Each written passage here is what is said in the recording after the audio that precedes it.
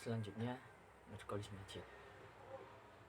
Nurcholish Madjid itu dilahirkan di Jombang, Jawa Timur pada tanggal 17 Maret 1939 dan bertepatan dengan 26 Muharram 1358 dari pasangan Haji Abdul Majid dan Haja Fatona yang berasal dari keluarga dengan tradisi pesantren yang kental.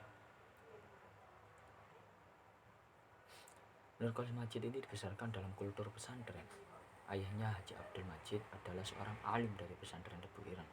Ibu Nurcholish Madjid, yaitu Haja Fatona, adalah murid Kiai Hasyim Asy'ari dan anak seorang aktivis SDI Serikat Dagang Islam di Kediri. Pada masa itu juga Serikat Dagang Islam itu banyak dipegang oleh kalangan kiai-kiai dari Nahdlatul Ulama.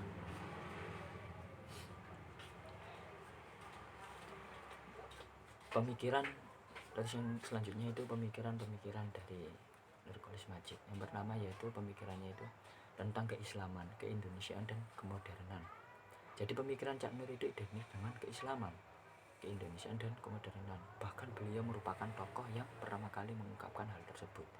Hal ini diungkapkan oleh Syaifullah dalam Bani al-Muslim, mengawinkan keislaman kemodernan. Gagasan pertama kali dikemukakan oleh Nurcholish Madjid pada era 70-an dan sekarang ini dirasakan pentingnya gagasan tersebut direaktualisasi dalam konteks pembangunan karakter bangsa.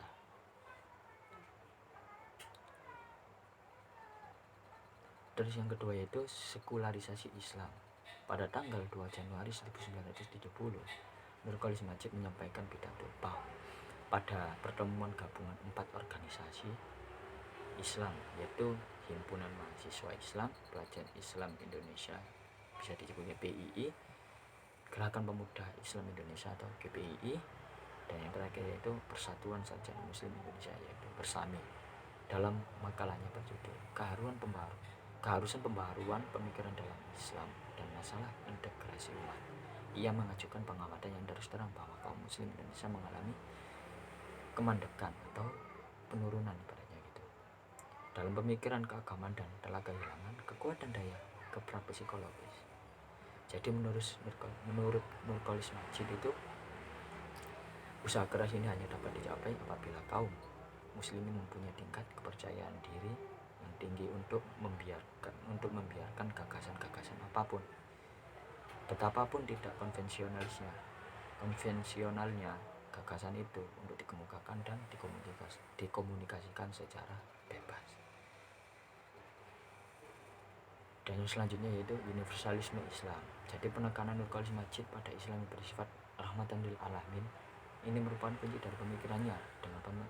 Dengan penekanan ini, Nurcholish Madjid ingin membebaskan pengertian Islam dari penjara-penjara partikularisme.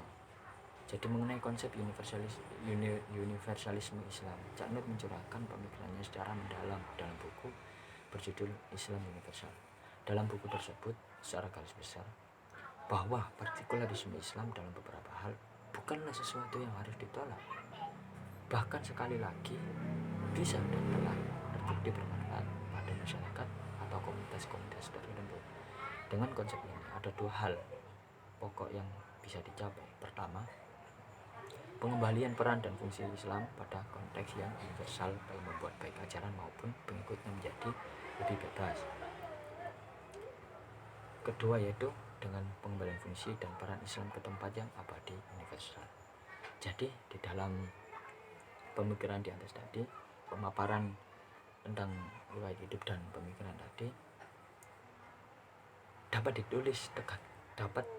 penulis tegaskan bahwa Nurcholish Madjid adalah sosok tokoh yang mempunyai andil besar dalam khazanah keislaman di Indonesia. Gerakan pemikiran yang reformis membuka mata umat Islam Indonesia bahwa Islam tidak harus terbelenggu di normatif keislaman saja, tetapi lebih dari itu umat Islam Indonesia harus mampu melahirkan pemikiran yang melalui berbagai tulisan dan buah pikiran lainnya. Mungkin itu saja yang saya sampaikan, kurang lebihnya mohon dimaafkan. Assalamualaikum warahmatullahi wabarakatuh.